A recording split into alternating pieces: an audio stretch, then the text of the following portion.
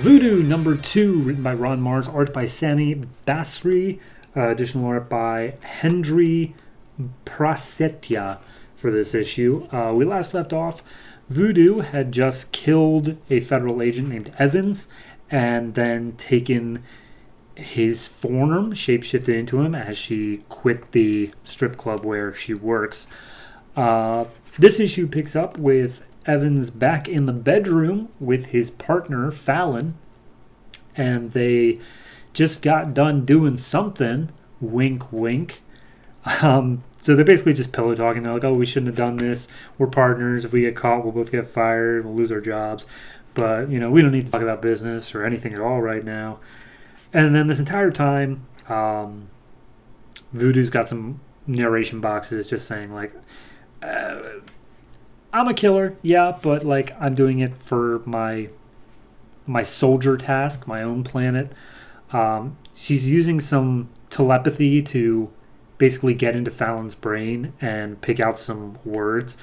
The only thing that I think is really worth of any note here is the word Ripley, which we'll get to.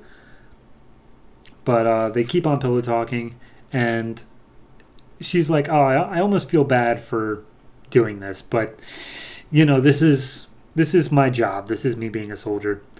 Her chief tries calling her to get some info on how the mission's going, but Evans, aka Voodoo, gets in the way of it, if you know what I mean.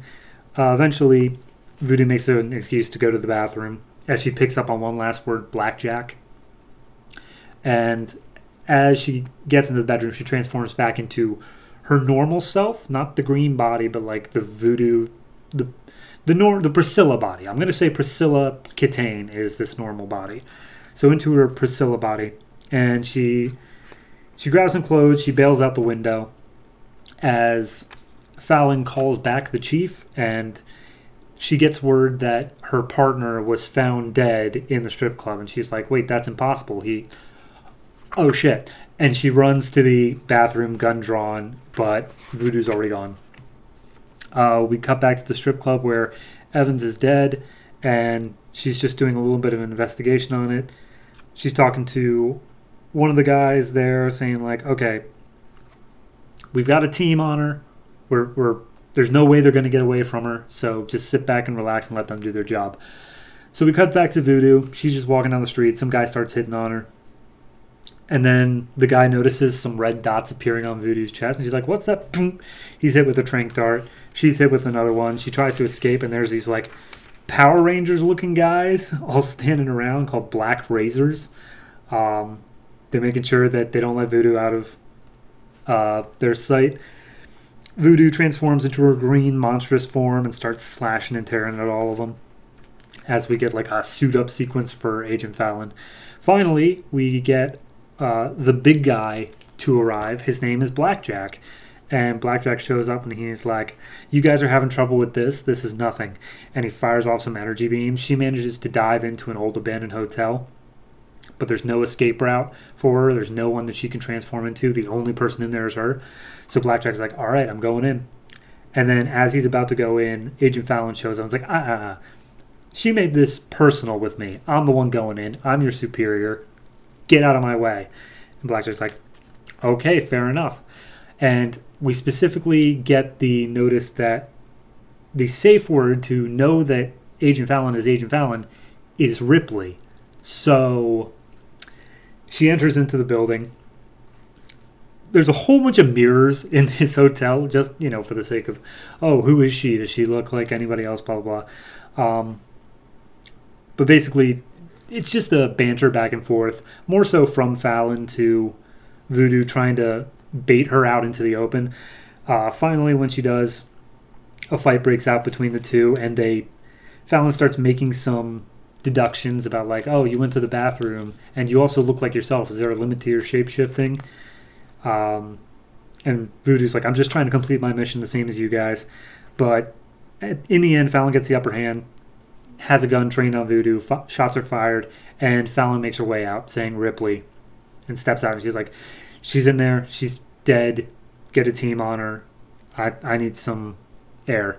And she walks off, as the real Fallon then comes out immediately afterwards. And it's like, did she come back? Did you get her? And Blackjack's like, God damn it. So it's the next morning.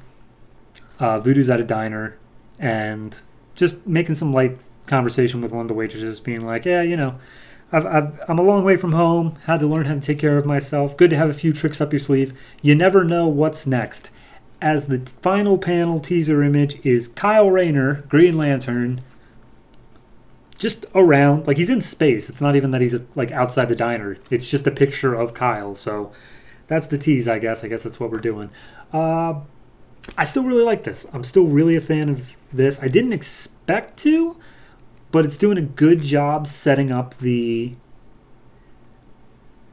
I don't want to say rivalry, but this cat and mouse game between Voodoo and Agent Fallon, and I don't think that it's over quite yet. I'm not sure how I feel about Kyle Rayner showing up in the next issue. It seems, I don't know, I don't want to say fan servicey because this whole book is fan servicey. It just seems kind of out of nowhere. I get she's an alien, but this seems so completely separate from everything else. I'm sure they'll work him in well enough. It just feels a little off. But no, I like the stuff with, they introduced Blackjack, completely new character as far as I'm aware, in a nice convincing way, even if they didn't use him to his fullest potential. They had a nice arc there with Fallon and how she's dealing with the complete invasion of privacy that Voodoo just pulled off. So no, it's a good story, good written. I really can't complain about the art at all. It's fantastic the whole way through. I didn't even notice where the additional art was. It might be Kyle Rayner at the end, but I couldn't tell you either way. So no, I'm going to give this one a 6.5. It's good. I definitely would say check it out. The only reason I'm not rating it higher is that I'm still not entirely sure where we're going with this. Like, what's the main draw of the arc going to be? Is it focusing on Fallon more? Is it focusing on Voodoo more?